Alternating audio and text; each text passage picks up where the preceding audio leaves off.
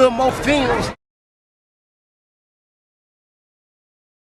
What's up, man? It's Lil Mo Film, straight from Chattanooga, Tennessee. And we got a special guest in the building today. Y'all ain't gonna believe who this is, man. We got the new mayor of Chattanooga, Tennessee, man. Tim Kelly, man. Tell him what's going on, bro. That's what's going on. Yeah. Hey, it ain't me, it's you, man. Well, it's us. You making noise out here, man. You making noise out here. Yeah.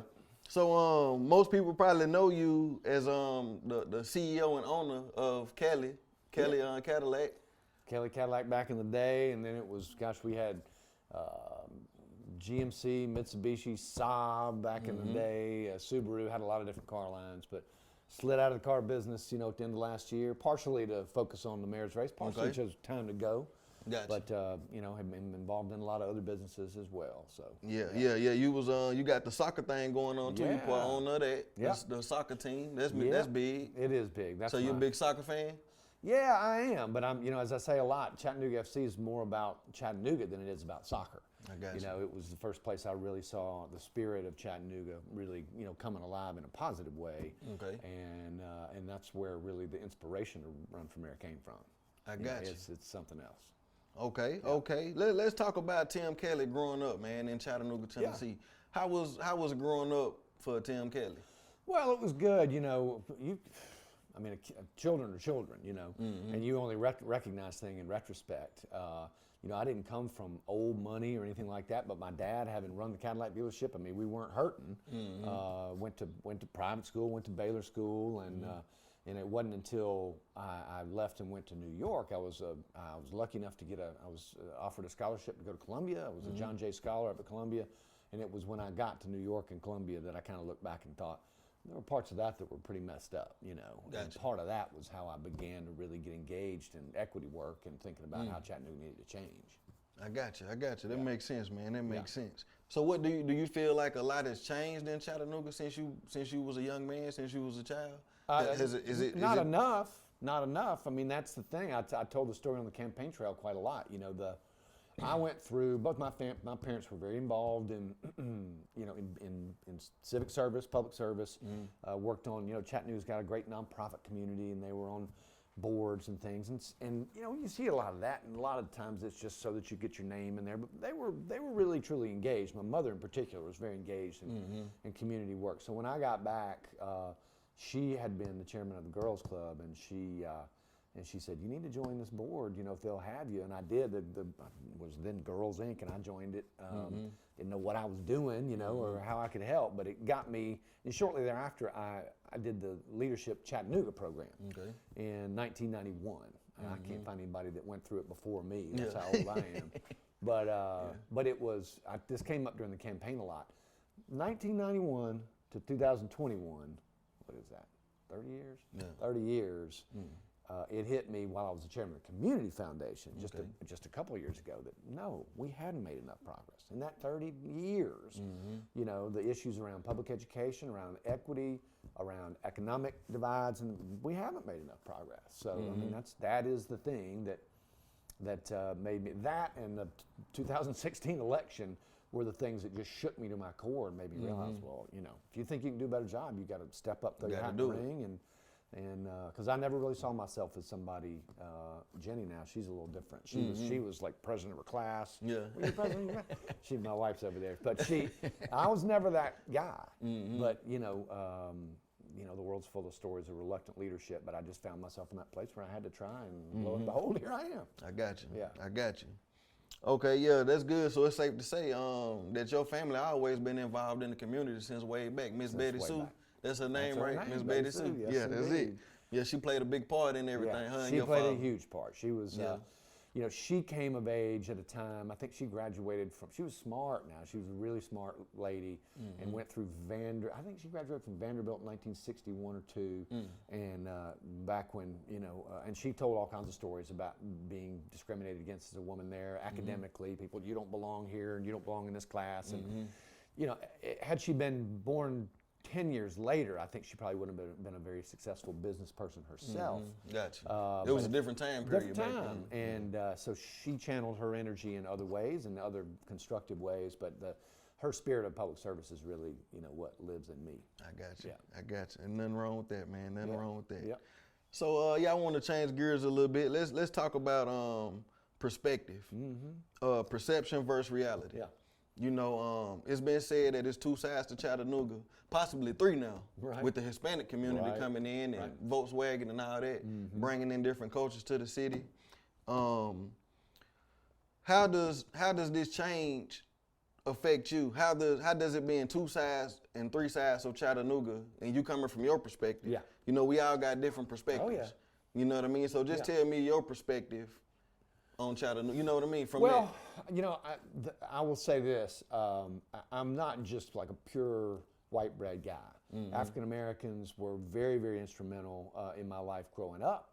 And and then in additional, going to New York really changed me significantly in seeing, because it was the first time in my life that I was not part of the of the dominant culture, and it made me realize, really broadly speaking, the value of diversity, both ethnic and cultural, and look. The future in the United States belongs to diverse and progressive cities. So there's a great intersection here of what's right, both culturally and socially, and what's right economically. Okay. So I think I genuinely value diversity, and I think we need to recognize it and nurture it and promote it more consciously in Chattanooga. I got you. Yeah, I got you. So your family big with the car salesman thing, man. Yeah. You know what I'm saying?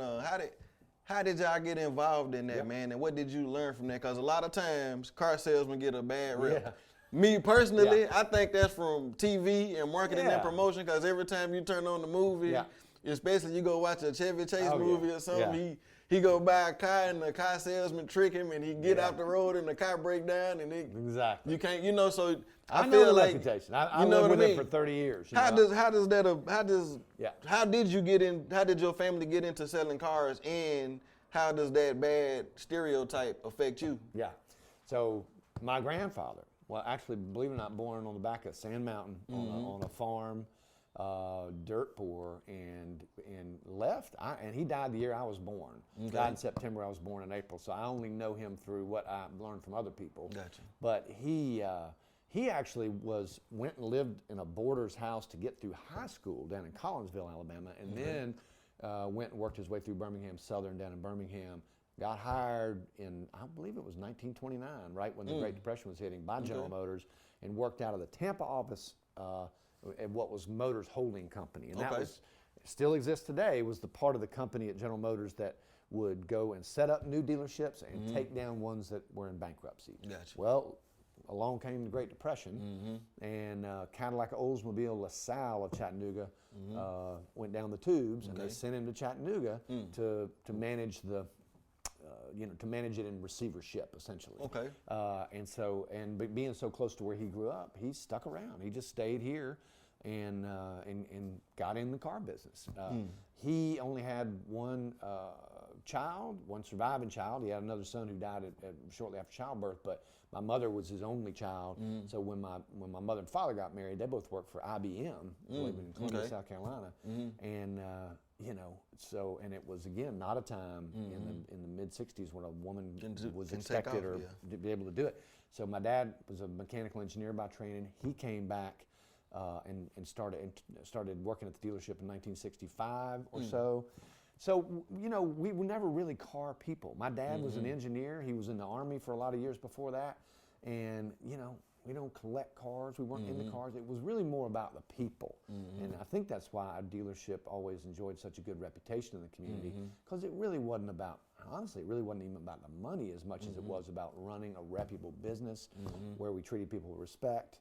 And I think if you talk to people that bought anything from us over the years, you'll learn that we were not those kind of car people. It's pretty much a landmark in the city, man. You can't everybody know about it. You know what I mean? Yeah. Like, it's like a landmark. Particularly in the African American community, karma is real. And believe me when I tell you, you carry your reputation with you, and ultimately that's all you got. That's it. I didn't think about it when I began running, but in my political team, like, what's your reputation like in the black community? I'm like, go ask them, you know? Yeah. And particularly the old folks, they remember how that business treated them and the opportunities that we created. And so, you know, it comes around. What goes around comes around. So, you know, we were just never really that kind of, I get the reputation. The reputation, yeah. But we But I just know that's one of the negative Yeah. comments that I seen from people. They was like, he a car salesman. But I guarantee you, not one of those people ever met me or actually did business with my family. Because we actually made a living running in the opposite direction of that and trying to be the non-car dealer car dealer. You know, we didn't,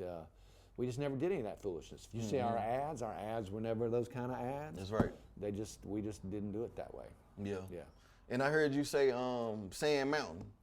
Now, we Yeah. talked about perspective earlier yeah. in this. Yeah.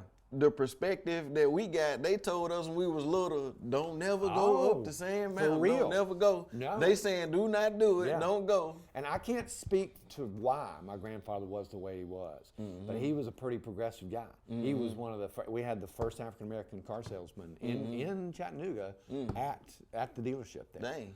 Yeah. True story. And That probably was a tough thing to do back in the day. it was. Yeah. I'm sure it was. And there were a lot of people that probably gave him flack for it. One of the first African American policemen on the force was a fellow that came from, and this is a story that's been passed on to me, came from the dealership. And my grandfather approached the then mayor, Robert Kirk Walker, who was a friend of his, and said, you know, we got to move forward. And so he was a great fella. He was forward thinking. He was forward thinking. I got you. I got you.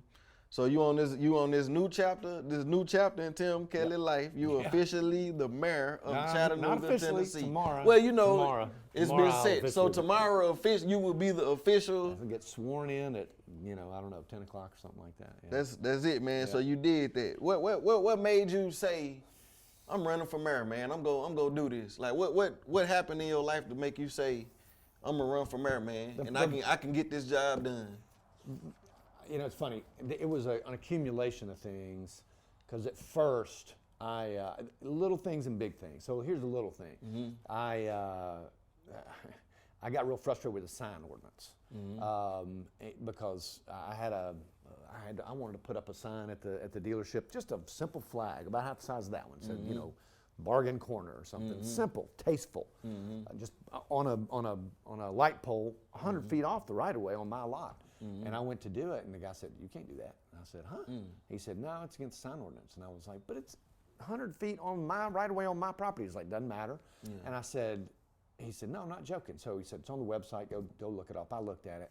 It's still there today. It's one of the things we're planning to fix. I mean, it's 80 pages long. If you can tell me what it means, you get my watch, because it's the biggest. It's garbage, man. And and so that was a little thing kind of got under my skin. And at first I was thinking, maybe I'll run for city council or something. You know, we need to change things. And then Donald Trump got elected, and that, as Jenny can tell you, that really screwed me up. I mean, I couldn't believe it. I just couldn't believe that the country would elect a guy like that, a guy of that character, to lead it.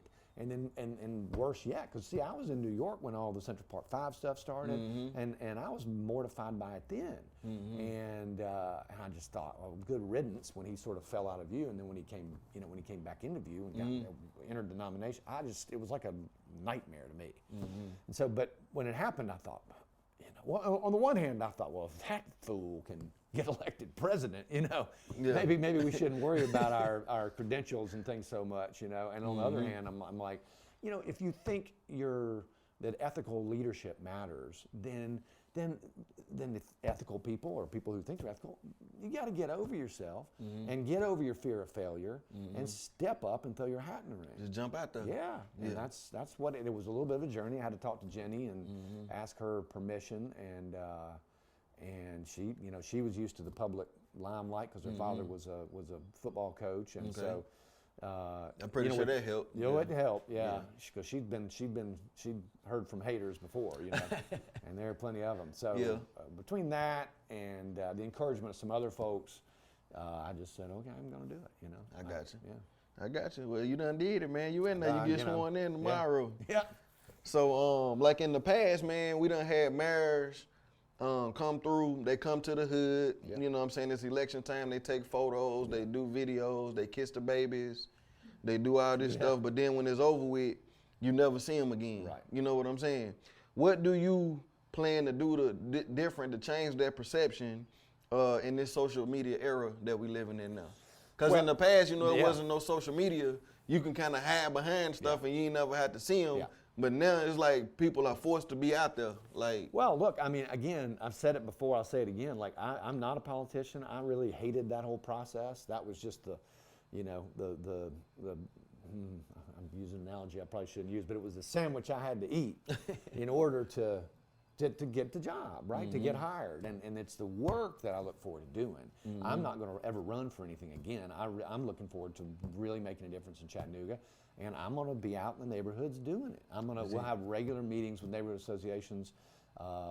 Again, I'm a ditch digger more than I am a speech giver. I'm never going to hear myself talk. I'm happy to have conversations. I love conversations, but I'm just not, you know, for me, it's not about, again, climbing a political ladder or trying to sort of phone it in so I can get on to the next job. It's about getting the work done, and you can't do the work without being out, you know. With the people. Yeah. 100%. So you know, I will be out there, trust me. I got you. Yeah. When I say this, what first thing come to mind? White privilege. Well kept secret. So you do believe it exists? Oh, hell yeah, I do. Of course I do. Yeah. I think white advantage, you know, Ibrahim Kendi, I think it is, that says that's a better word, and I think it is probably a better word. Because white privilege a lot of times causes white people who have not done well through the course of their lives, or who also are, there are plenty of white people in poverty. They see it as, what are you talking about? You know, I don't have any privilege, and they're right about that. But the concept, and the reason I use that word is the concept. Once you grasp the concept of just the fact that you're seeing the world through a lens that isn't the whole world, and that you're experiencing things, or rather not experiencing things, that people of color experience on a regular basis, then you get it. I've never yet seen one person that doesn't click with. Yeah. And again, it's a bit like the defund the police thing, man. I don't know who's coming up with these terms, but they need to go to school a little bit. Defund the police. Well, because they're just unhelpful, right? The job is, I think you just run into this on politics all the time. Do you want to be right, or do you want to make a change? That's it. Right? Because there's a lot of times when it's just like, people want to feel, you know, our side's right and our side's winning. Well, that's great, because that feels good. But if you really want to change the world, you know, you got to change people. You got to change them, you know, one at a time. And so you got to use whatever. People get hung up on the word equity. Well, if you think equity is some kind of political conspiracy, you can explain it a different way. My favorite way to talk about that, and I've batting 1,000 so far, talking to, you know, white friends of mine, you know, that play golf at the country club, you know, all weekend long. If you were, you know, coaching a little league team, and you had a couple kids who couldn't make it to practice because, you know, they didn't have parents, or they didn't have a ride or whatever, but they were good players, and your team was going to win if they got there. Would you go out of your way to go get them, pick them up, and bring them to practice? 100% of the time, yes, I would. That's equity. That's one way to understand. You're doing more for those kids for the greater good than you are for the kids whose parents are privileged enough to get them to practice. I got you. That's another way to think about it, right? So you have to just shift the lens a little bit, and be a teacher, you know, to make people understand it. There are very few white people that I've met who don't want to understand it. People would rather feel good than feel guilty. A lot of times the way we approach it makes them feel bad about themselves, and nobody wants to feel bad about themselves. So rather than poke through it to the other side and sort of go on that journey, a lot of people will push back from it and just say, you know, I'm out. I don't want to talk about it. I want to think about it. That's it. Yeah. That's why I feel like it's important for you coming and having this conversation. Yep. I explain it like this. I have had white friends, and I have invited them places with me. Yeah. And they feel very uncomfortable. Yep. You know what I mean? And they immediately evacuate the situation. Yep. But what I try to explain to my white friends, I'm not in a position to do that. Right. When I go to work, no matter how I am at home, I am forced to be a different way, and I have to be this way. Exactly. Otherwise, I won't be accepted into. I'm gonna get fired, or I'm gonna get. That's I'm not gonna pay my white advantage. You see what I'm saying? Like, I'm forced to do this. Like, it is no other way to do this. You see what I'm saying? I gotta do it. No doubt. So you know what I mean. And I hope that they understand that that is an illustration of white advantage. They have that choice where you can leave if you don't agree with this. You can just go. You know what I mean? Like a lot of people of color not blessed with that privilege or whatever. Exactly right. But yeah, that's pretty cool, man. Yeah. But you were speaking on defunding the police. I think that defunding the police was because people seeing how much money is being given to the police department, and the people in the community feel like they hurting us. Like in my community, they hurting us more than, because it's things like say smoking weed, for example, man. You got to understand what we're looking at. People in what's different from the people in California, the people in Colorado, and the people in Canada from the people in Chattanooga. And people's lives are getting ruined over these sentences and charges over stuff that everybody else just walking around. So it's like this perception of, because you turn the TV on and you see Snoop Dogg smoking, you like, well, Snoop Dogg ain't got arrested. You know, so now you feel, and then we really dealing with PTSD, Tim. Well, you know what I mean? And I hope to God, I mean, that's one of those things that's outside the control of the city, but I hope that either the federal government and the state government will address it pretty soon, because it has put everybody in a big twist. And a big element of what we're doing is trying to do criminal justice reform that's sensible criminal justice reform. Okay. And we'll be working with the police department to and Chief Roddy to make sure that we can do that. And as far as the defunding piece, again, the community policing model is the model that we've talked about and embraced. And I know Chief and everybody over there understands that and accepts it, but it's a journey. It's right? a journey. So, it's a process. So we're going to continue to work with them to keep pushing down that path. Okay, I got you on that. So let's talk about tourism. I'm asking you questions, man, that my people want to know that we have never had the chance to ask. Yeah. You know what I mean? Let's talk about tourism. You know what I mean? Tourism in Chattanooga. Yep. I once upon a time worked at Republic Parking. And Mr. Barry owned that, I believe, back then when I was working there. Yeah. You know what I mean? I don't know the situation now. Yeah. But back then he owned that. And I would be walking around doing my job. Literally, this is personal intel. Right. You know what I mean? Data. Yeah, hands-on data. Literally, when black people, tourists, they would literally see a black dude, me, walking around, come up to me and say, man, what is it to do down here for black people? You know what I mean? Yeah. And I would have to send them to Goonie Golf or something on Brainerd Road, because it was nothing. No disrespect, but kayaking and rock climbing and hang gliding and scuba diving, jet skiing, and that's a cultural.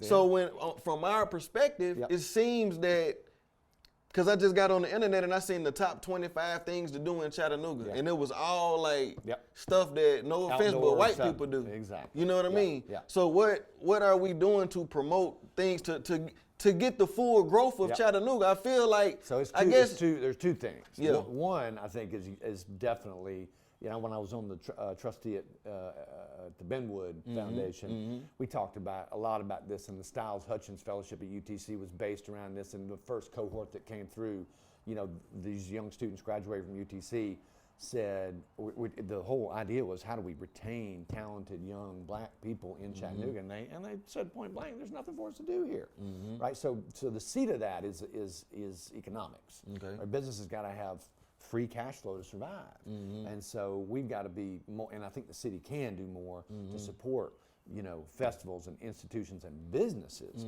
that are more, appealing to the African American community. At the same time, there's really nothing about all those outdoor sports that is necessarily white. We're going to be working with Mo Baptiste and other people to make sure that Parks and Outdoors can connect kids from the inner city to those opportunities. My wife works in that industry, and there's a lot more. Moise has got a really cool group called Wakanda Trail Runners, and and that's what he does, is get people out on trails and kind of open their eyes to all this opportunity that's right here. Historically, you're right. It's like, okay, this is for middle-class white folks, but so it's both of those things. We're going to be pushing on both sides to bring them together. Because you understand the perception of the public, of the African American public is, they promoting they don't want black people downtown. Well, you know what I mean? That's exactly right. And I'm not saying that's true, but that's the perception. Well, what they want is business and tourism, and guess who's got most of the money to do that? Yeah. Right? So that's part of that. But again, there's a lot of African American wealth in Atlanta that we could be appealing that's what I'm trying to bring up here, and that's one of the things Moise and I have talked about. So it's a bit of a shift in focus. Not only that, but like Chattanooga's got a very healthy tourist industry, and it's important to our economy, but it can't all be about tourism. We can make it better though. Yes. I feel like we neglecting to add these other elements to it to make it can, instead of doubling, we could be quadrupling right now if we would tap into everybody. You got it. And You know what I mean? Again, that's one of the reasons I ran is because I'm an entrepreneur at heart, and entrepreneurs hate wasted opportunity. And I see what you see. I see that we have this incredible potential for, like you say, not just sort of incremental growth, but you know, really blow it up. It's And big, man. That's why I'm doing it. It's big. Yeah, it is. Okay, that was good right there, man. That was good. Okay, what's the importance of forgiveness, man, and learning from our mistakes, and just moving forward as a city? You know, black people been mad at white people. White people been ignoring black people. Let's just be straight up about it. You know what I mean? Like, this is an opportunity for us to start fresh. It is. And You know I what I say mean? that all the time. I mean, That's why this is big. You being here. Yeah, well, look, the bumper stickers that we had were one Chattanooga for a reason. You know, a friend of mine once said, you know, hating on somebody, the desire for revenge is like taking poison and expecting the other person to die. Damn. Yeah. I mean, once you realize that forgiveness is, you don't do it for them, you do it for yourself, right? And there's another really great framework I love, which is that, you know, all we have is right now and the next minute, right? Focusing on the past, it's gone. You can't do anything about it. It was always a journey to get us here now. And then what's the next thing? What we gonna do? What's the next 5 minutes of your life, right? That's all that matters, is what's next. Can't change the past. Can't change the past. It is so what you it can is. learn from it, but you can't get hung up on it, and you can't let it warp your mind. You've just got to learn from it and realize that, you know, God has a plan and a purpose, and He's got us pointed in this direction, and go on to the next chapter, right? And a more hopeful chapter. And I think that's why I'm here. That's it, man. Yeah. That's it. All right, so I had put on social media that you was gonna be here. Yeah. So I asked some fans, so the fans can ask a couple of questions. Yep. And this question is from actually Clay. Okay. Clay wants to know, Call him out. what does the mayor Yeah. actually? What can the mayor do? What does the mayor actually do? What does he have control over? What does he actually do? I don't know. I'm kidding. No, I do know. I mean, again, I don't know. But no, I know plenty about it. I'm halfway. I'm halfway kidding. No, but the mayor can do a lot. I mean, again, from a mechanical standpoint, from a standpoint of policy.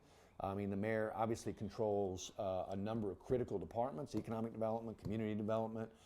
We can work on homelessness. You know, YFD, what we will be renaming Parks and Outdoors. I mean, the mayor, I think, is responsible for a lot of what constitutes the quality of life in Chattanooga. You know, we can work with the city council to reform code and ordinance, which we need to do. Okay. Obviously, we're responsible for a lot of infrastructure, making sure we got good roads and sidewalks. And the mayor can do more than that, I think, in the more sort of intangible sense. The mayor can provide leadership, right? Okay. Thought leadership, foster discussions around exactly this sort of thing. I mean, man, that's why I'm here today. As much as I love you, I mean, these are the conversations we need to be having as a community. And so the mayor can do that and should do that. The mayor can do more around, you know, making sure that the community is thinking about the right things for the future of the city. Okay. And that's why we talk about early childhood education so much, right? The single greatest thing we can do for the long-term future of the city is make sure we have accessible, affordable, high-quality early childhood education. Because if you catch kids early and get it right, K through 12 is super important, but those first 6 years of a kid's life are the most important. And so, you know, that's what's going to determine whether I mean, as I say, you can either make those investments early or you can build jails later, because, you know, messed up kids turn into messed up adults. That's true. And yeah, so So I'm going to be busy. The mayor can do a lot, and I look forward to getting to work to start the process. Since I already got called out, can I have a little follow-up? Yeah, Go sure. for it. So to just drill in on the early childhood education. Yeah. So what does that look like, kind of in practice, tangibly? Well, What can be done? So there's a lot of confusion around this, right? K through 12 is the province of the county, and the city can do more there too. I look forward to working with Dr. Johnson. Look, if we've got extra money in the budget, we can help fix stuff at Brainerd. We could supplement teacher salaries in troubled schools. Whether we can find the budget for that it's too early to say. But for early childhood education in particular, K through 12, I mean, the county's got nothing to do with that in particular. It's just the wilderness. There is no early childhood education system. Andy Burke, to his credit, got us to 1,000 seats of early childhood education. Most of that is in a private business ecosystem. They're private providers who are all running their small businesses. About a third of which just dried up and blew away during the course of the pandemic. So job one is to get them back up, Get them back going. Yeah. and then work with whoever we have to work with. The faith community is a great opportunity for churches, I think, to add early childhood education as a service, a provision. If we need to use community centers, YFD centers, we will be pushing hard to expand those seats. Okay. And making money available to subsidize, to make it affordable. Okay.